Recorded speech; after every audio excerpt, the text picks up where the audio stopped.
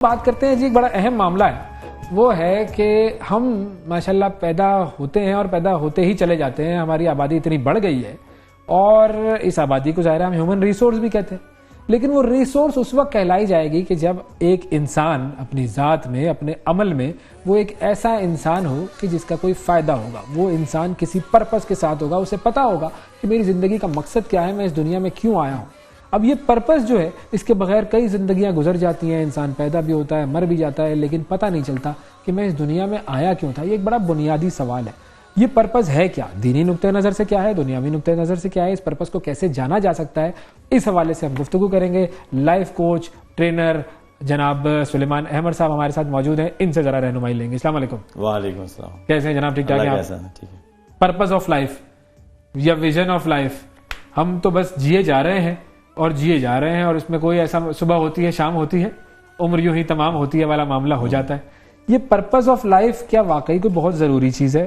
اور اگر ضروری ہے تو کیوں ضروری ہے؟ اس کے بغیر نہیں گزاری جا سکتی زندگی آسانی سے؟ ٹھیک ہے، دیکھیں سب سے پہلے تو ٹرمز کو ہم کوئکلی دیکھ لیتے ہیں نا. پرپس کا مطلب جو ہم لیتے ہیں وہ ہے why, the reason of existence. Reason of existence. تو ہم اپنے جو کام کرتے ہیں اس میں ٹرم استعمال کرتے ہیں الٹیمیٹ پرپس. الٹیمیٹ پرپس کا مطلب ہوتا ہے کہ ریزن آف ایگزسٹنس یا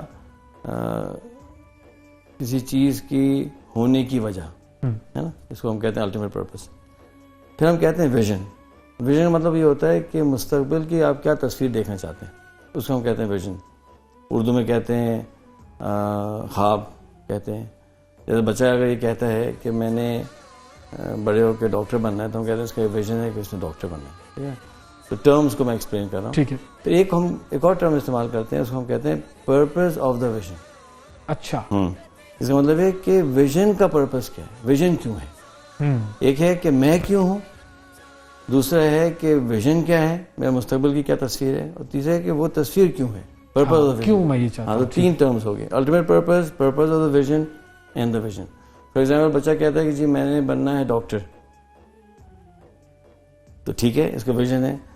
اب اگر آپ اسے پوچھیں تمہیں ڈاکٹر کیوں بننا ہے، تو وہ کہے گا کہ جی لوگوں کی خدمت کرنے کے لیے، یا اچھا کریئر ہے، یا امی نے کہا تھا، جو بھی تھا، تو اس کو ہم کہتے ہیں this is the purpose of the vision. صحیح ہے. تو ہو سکتا ہے کہ 5 لوگ ہوں، ان کا ویژن ایک ہو لیکن purpose of the vision different ہو. یہ پاسبل ہے. ٹھیک ہے. اچھا جی، یہ تو ہو گئے ٹرمز ہو گئی. اب سوال آپ کا یہ تھا کہ الٹیمیٹ پرپز یعنی ہم کیوں ہیں، کیوں ضروری ہے. ضروری اس لیے ہے کہ اگر ہمیں یہ نہیں معلوم کہ ایک چیز کو پیدا کیوں کیا گیا ہے، تو پھر اس چیز کا ویژن آپ کیسے بنائیں گے. فار ایگزامپل سپوز کریں کہ یہ ایک اٹھا سکتا ہوں. ہاں بالکل اٹھا سکتے ہیں، بالکل. اب یہ ایک ornament ہے، ہاں، تو اس کا ریزن آف ایگزسٹنس کیا ہے، اس کا الٹیمیٹ پرپز کیا ہے؟ To make things look good. To make things look good. It's an ornament, it is a decoration, ہے نا. یہ اس کا ریزن آف ایگزسٹنس ہے. صحیح ہے.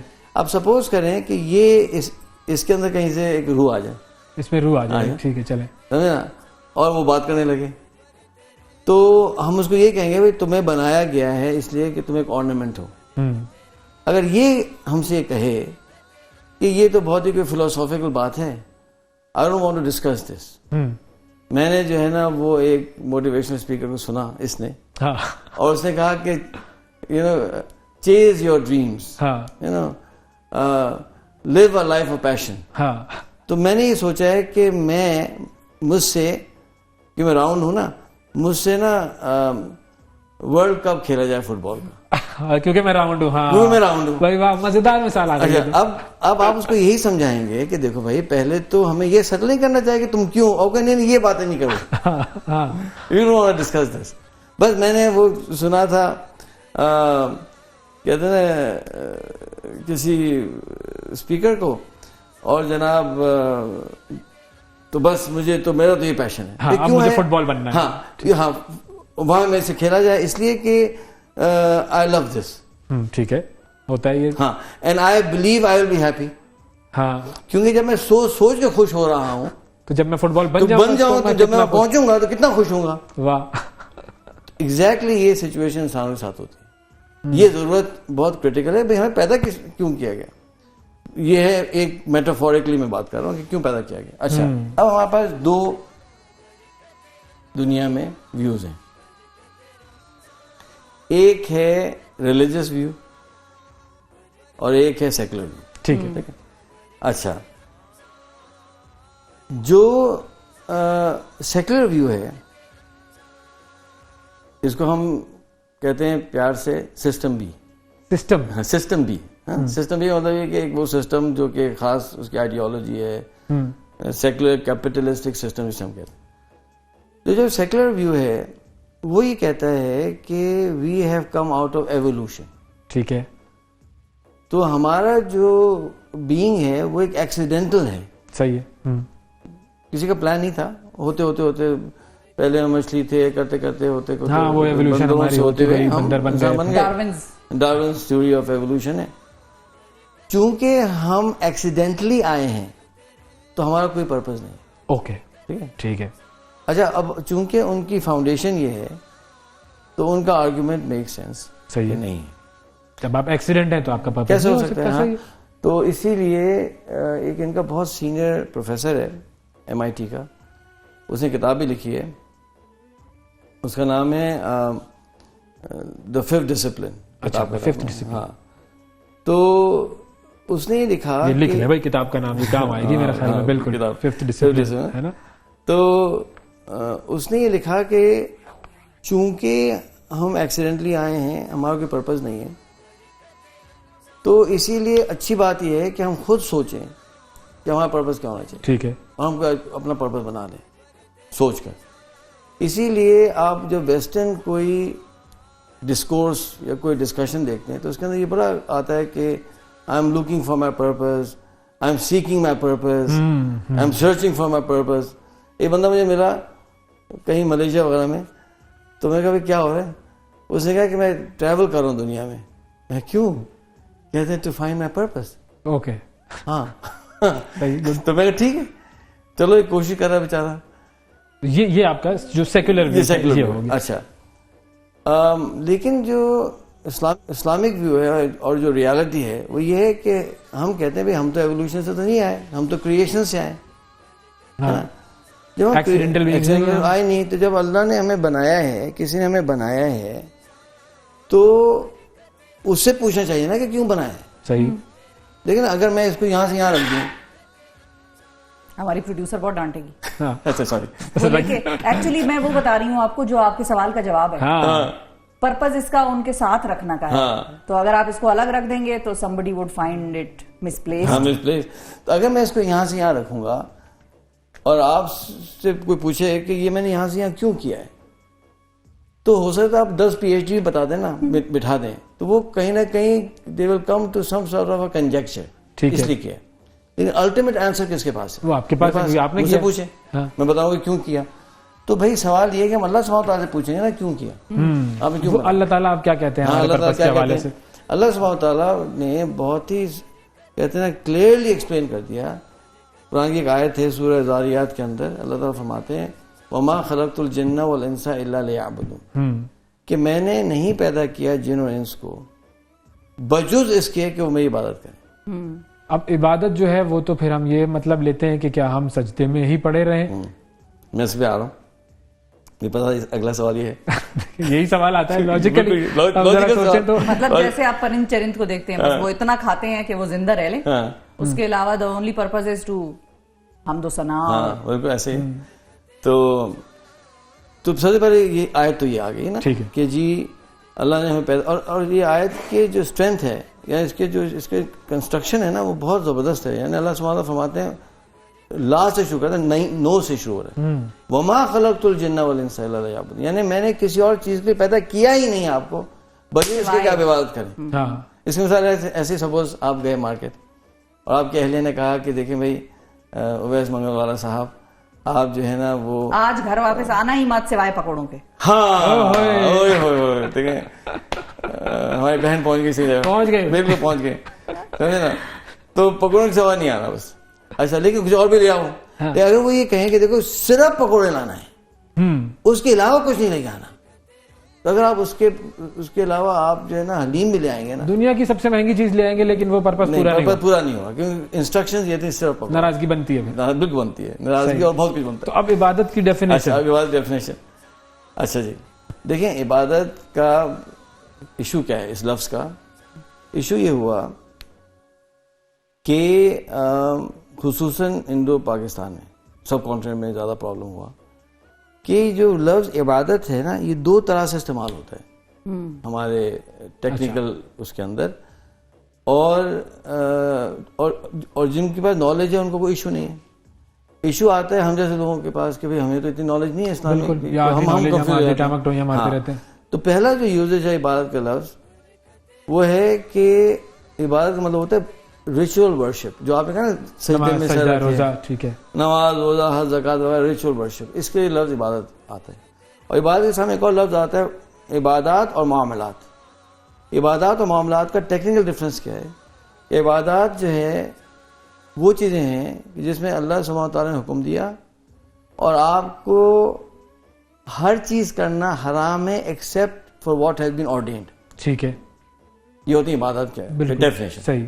یعنی اگر آپ کو بہت مزے آنے لگے ویس بھائی کو, اور جناب جی وہ ایک سجدہ کیا تو جناب ایک ہور نظر آئیں, دوسرا سجدہ کیا دوسری نظر آئیں, تو ظاہر بات ہے دل تو چاہے تیسرا بھی کروں, تیسرا سجدہ بھی کروں, لیکن آپ نہیں کریں گے کیونکہ دو ہی کرنے. ہاں, اس لیے دو ہی کرنے, وہ حرام ہے. اچھا, معاملات کے اندر ایگزیکٹ اپوزٹ ڈیفینیشن ہے. معاملات کے اندر ہر چیز کی پرمیشن ہوتی ہے except for what has been prohibited. ٹھیک ہے نا. فار ایگزامپل جی کون سے کپڑے پہن سکتے ہیں؟ کوئی بھی کپڑے پہن سکتے ہیں ایکسیپٹ کہ جن کی ممانعت ہے, اب سب پہن سکتے ہیں. اس طرح آپ ٹریول کرتے ہیں ہم سب, تو ایسے ایسے ڈفرینٹ ڈریسز دنیا بھر میں مسلمانوں میں نظر آتے ہیں, امیز کہ ہم نے دیکھے بھی نہیں ہوتے. نائجیریا کے لوگ الگ کپڑے پہنتے ہیں, ایجپٹ کے الگ پہنتے ہیں, کوئی مسئلہ نہیں ہے. ہر بزنس کر سکتے ہیں, کھانا ہر کھا سکتے ہیں سوائے جو چیزیں حرام کر دی گئی. بالکل. تو یہ ہے ایک یوزیج عبادت کا. دوسرا یوزیج جو ورڈ عبادت کا ہے وہ بیسکلی آتا ہے عبدیت, یعنی اس کا روٹ ہے عبد, غلام. یعنی عرب زمانے میں غلام کو عبد کہتے تھے, غلام کہتے تھے. اللہ سبحانہ وتعالیٰ چاہتے تھے کوئی لفظ اور استعمال کر سکتے تو اللہ سبحانہ وتعالیٰ اس لفظ کو استعمال کیا کہ میں نے آپ کو پیدا کیا عبدیت کے لیے, یعنی آپ میری غلامی کریں گے. ٹھیک ہے, ہم اللہ کے غلام ہیں, یعنی ہم اللہ کے سلیو ہیں.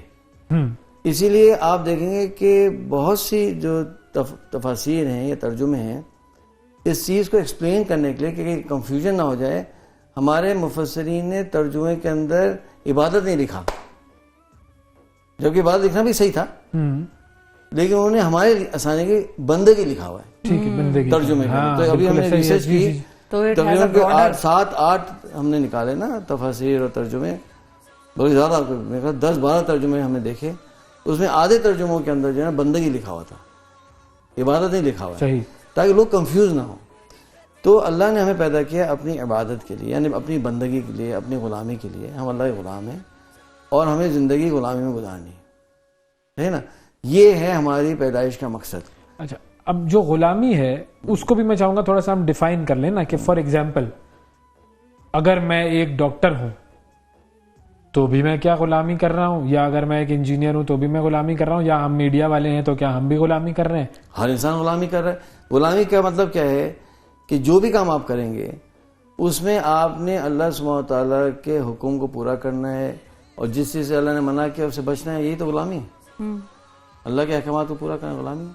صحیح ہے, ٹھیک ہے. تو یہ مطلب یہ کسی خاص کام سے یا خاص عمل سے نہیں, ایوری تھنگ. یعنی غلامی کا مطلب ہے 24 آورز.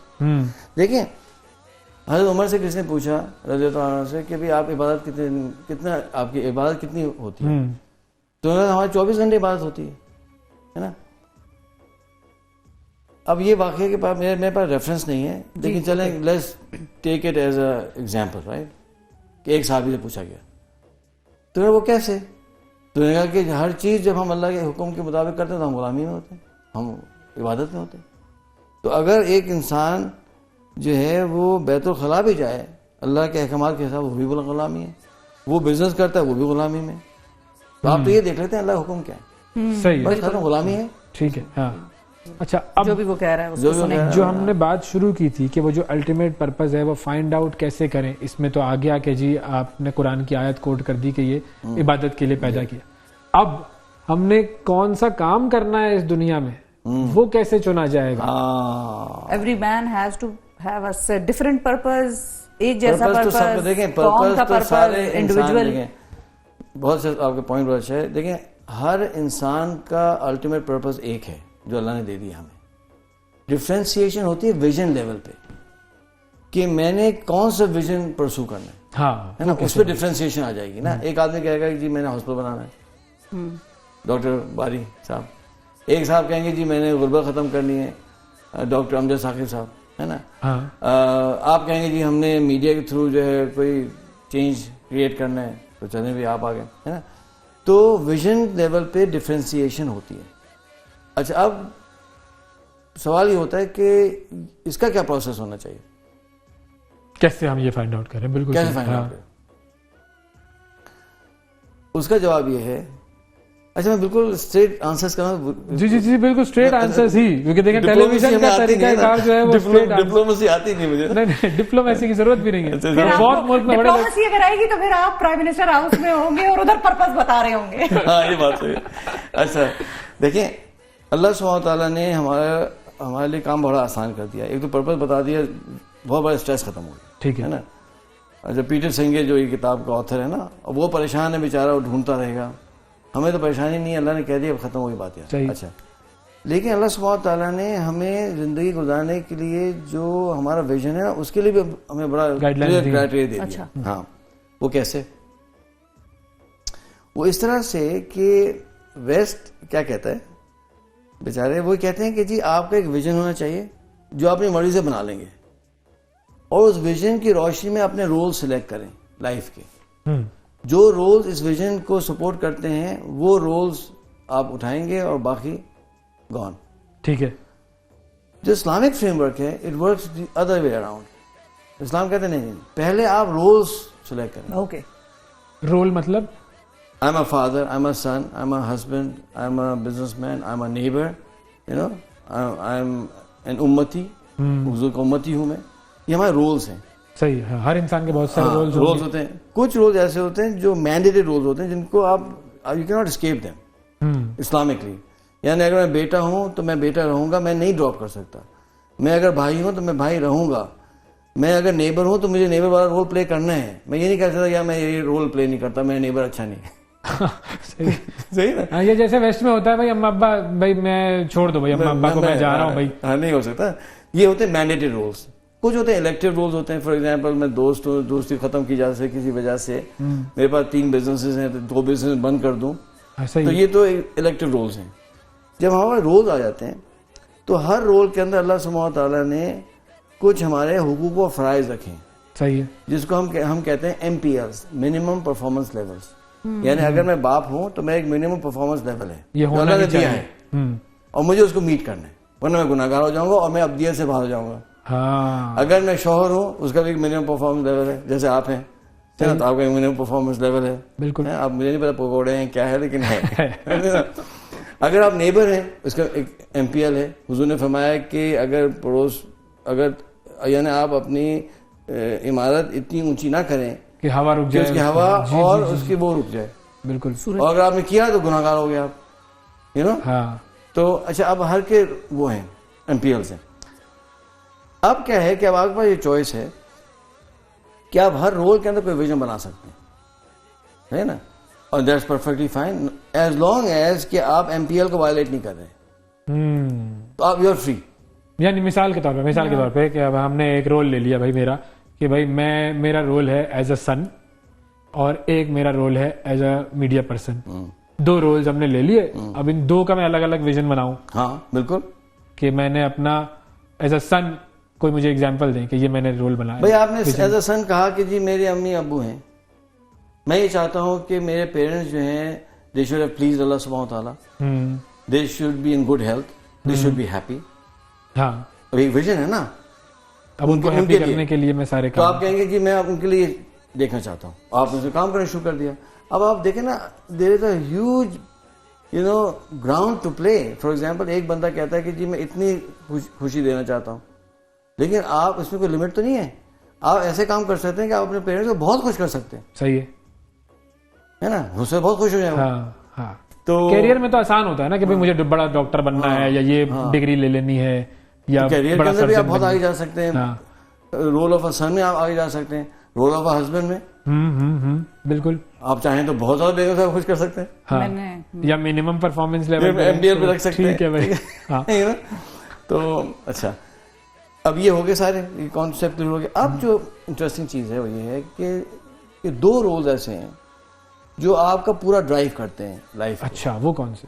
ان سارے رولز میں 2 رول ہیں. ایک رول ہے امتی کا اور ایک رول ہے بریڈ ونر کا. یہ دونوں رول سب سے زیادہ ٹائم لیتے ہیں. لیکن ہم ارن کرتے ہیں تو ہمارا تو اچھا خاصا ٹائم لگتا ہے نا. بالکل, دن کے شاید 8 گھنٹے 6 گھنٹے 10 گھنٹے لگتے ہیں. بالکل. اور اگر امتی کا کام کرنا ہے تو بہت ٹائم لگتا ہے نا. تو اب اسلامک فریم ورک کیا ہے کہ بریڈ ونر کے اندر تو پھر بھی چلو ٹھیک ہے, آپ کے پاس ایک چوائس ہے جو بھی کریں, لیکن امتی کے اندر آپ کے پاس چوائس نہیں ہے. امتی کے رول میں وہ کیا کہ اللہ سبحانہ وتعالیٰ نے حضور اکرم صلی اللہ علیہ وسلم کو ایک ویژن دیا. اور حضور صلی اللہ علیہ وسلم کا ویژن کیا تھا؟ بہت سمپل ہے. قرآن سے ایک ہوتا ہے کہ علماء کرام کیا کہتے ہیں, ہم اس میں جائیں گے, ہم تو قرآن کو سمپل اٹھائیں. اللہ نے فرمایا هو الذی ارسل رسولہ بالہدی ودین الحق لیظہرہ علی الدین کلہ, کہ میں نے جو ہے رسول کو بھیجا صلی اللہ علیہ وسلم کو دین حق کے ساتھ اور ہدایت کے ساتھ. کیوں؟ تاکہ تمام ادیان پر اسلام کو غالب کر دیں. ٹھیک ہے نا, یہ ان کا ویژن تھا. پوری زندگی حضور نے اس پہ کام کیا, اور چونکہ یہ حضور کا ویژن تھا تو صحابہ کرام نے اسی ویژن کو فالو کیا, not because out of choice but because they did not have a choice. ٹھیک ہے, ہاں, this was their vision too. کیونکہ اللہ تعالیٰ نے قرآن میں ایک اور جگہ بتایا کہ قل ھذہ سبیلی, حضور سے فرمایا اللہ تعالیٰ نے قل ھذہ سبیلی ادعو الی اللہ, آپ کہہ دیجئے کہ یہی میرا راستہ ہے. ادعو الی اللہ, لوگوں کو اللہ کی طرف دعوت دیتا ہوں. انا ومن اتبعنی, میرا اور میرے ماننے والوں کا.